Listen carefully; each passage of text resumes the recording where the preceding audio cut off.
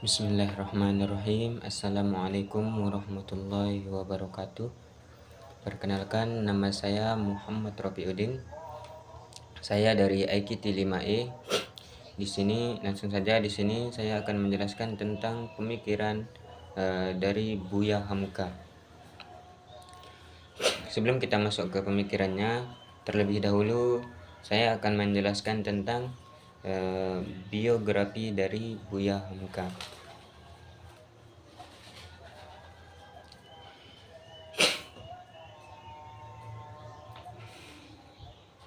Biografi Buya Hamka. Haji Abdul Malik Karim Amrullah.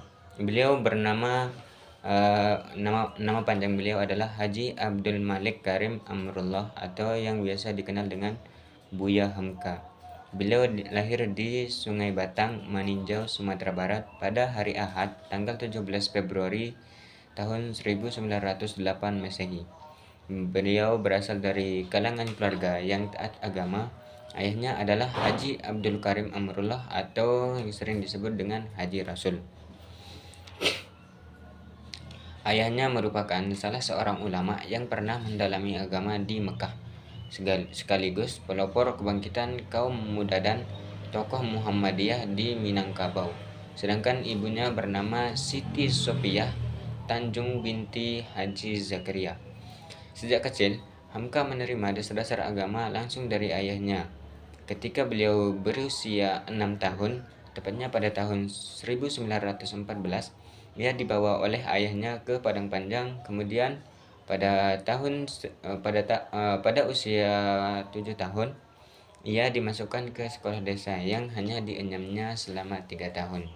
Setelah itu, beliau banyak memperoleh ilmu dengan belajar sendiri atau autodidak.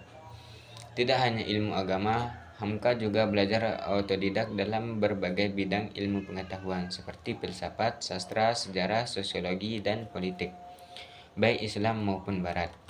Ketika beliau mencapai usia 10 tahun, ayahnya telah mendirikan Sumatera Tawalib di Padang Panjang. Di situ Hamka mempelajari agama dan mendalami bahasa Arab. Kemudian pada usia 8 sampai 15 tahun ia mulai belajar agama di sekolah Diniyah School dan Sumatera Tawalib di Padang Panjang dan Parabek. Di antara gurunya adalah Syekh Ibrahim Musa Parabek, Engku Mudo Abdul Hamid, dan Sultan Marajo dan Zainuddin Labai El Yunusi. Sekilas tentang tafsir Al-Azhar. Tafsir ini pada mulanya merupakan rangkaian kajian yang disampaikan pada kuliah subuh oleh Hamka di Masjid Al-Azhar yang terletak di Kebayoran Baru sejak tahun 1959. Terdapat beberapa faktor yang mendorong Hamka untuk menghasilkan karya tafsir tersebut. Di antaranya ialah yang pertama, keinginan beliau untuk menanamkan semangat dan kepercayaan Islam dalam jiwa generasi muda Indonesia yang amat berminat untuk memahami Al-Quran tetapi terhalang akibat ketidakmampuan mereka menguasai ilmu bahasa Arab. Yang kedua, untuk memudahkan pemahaman para mubalik dan para pendakwah serta meningkatkan kesan dalam penyampaian khutbah-khutbah yang diambil dari sumber-sumber bahasa Arab.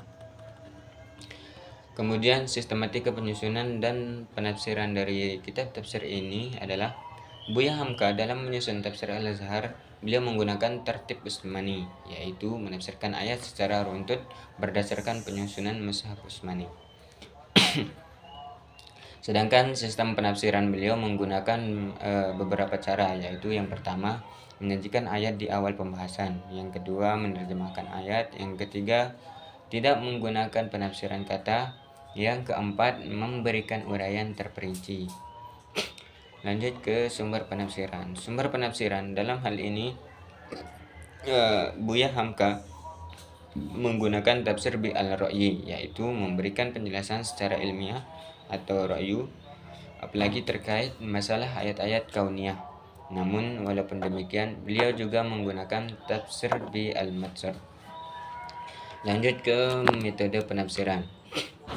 Metode yang digunakan Hamka dalam tafsir Al-Azhar adalah dengan menggunakan metode tahlili, yaitu mengkaji ayat-ayat Al-Quran dari segala segi dan maknanya, menafsirkan ayat demi ayat, surat demi surat, sesuai dengan urutan Mushaf Utsmani.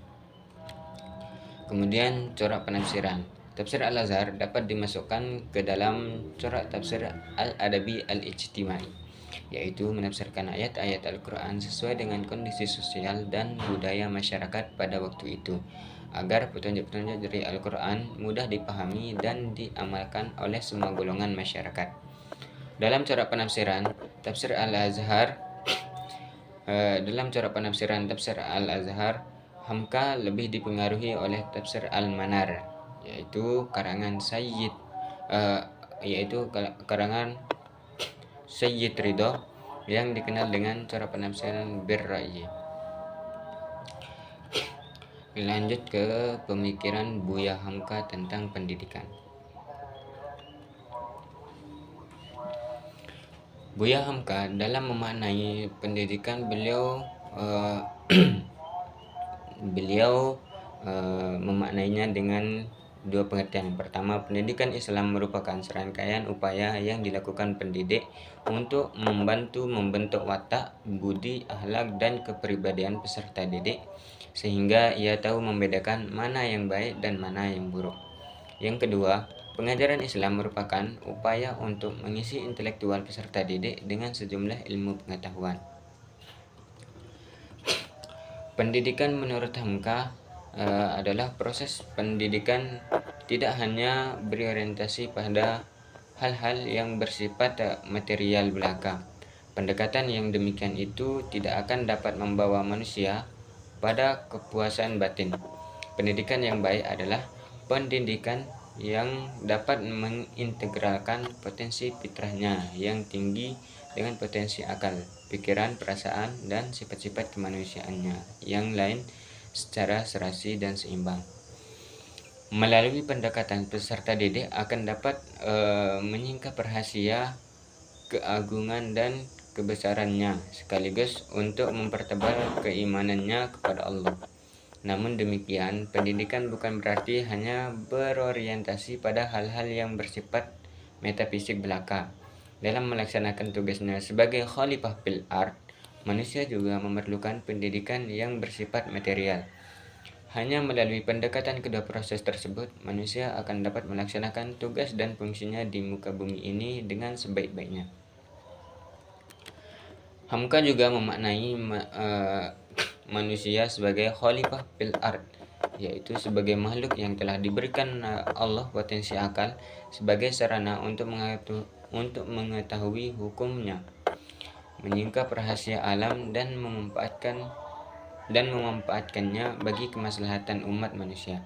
Menurut Hamka, melalui akalnya manusia dapat menciptakan peradabannya dengan lebih baik.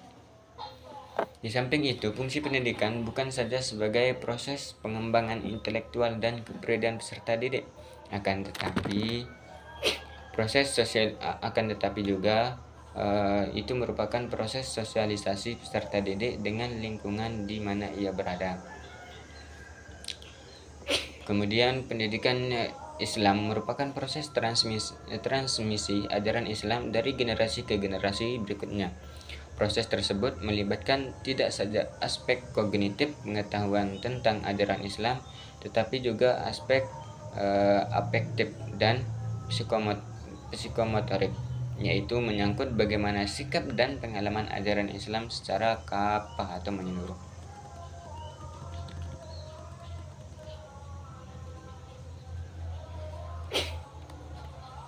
Tiga institusi yang bertanggung jawab dalam pelaksanaan pendidikan menurut Hamka. Yang pertama yaitu lembaga pendidikan informal, yaitu keluarga atau rumah. Yang kedua yaitu lembaga pendidikan non formal, yaitu lingkungan di mana dia berada. Dan yang ketiga yaitu lembaga pendidikan formal, yaitu sekolah atau institusi. Tujuan pendidikan Islam menurut Hamka.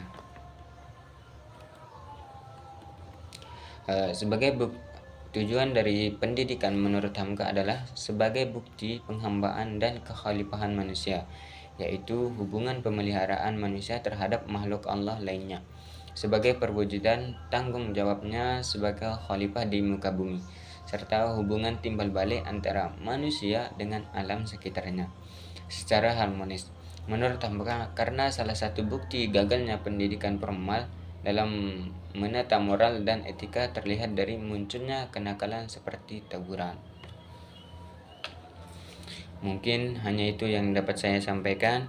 Kurang dan lebihnya saya mohon maaf. Wabillahi taufiq wal hidayah. Wassalamualaikum warahmatullahi wabarakatuh.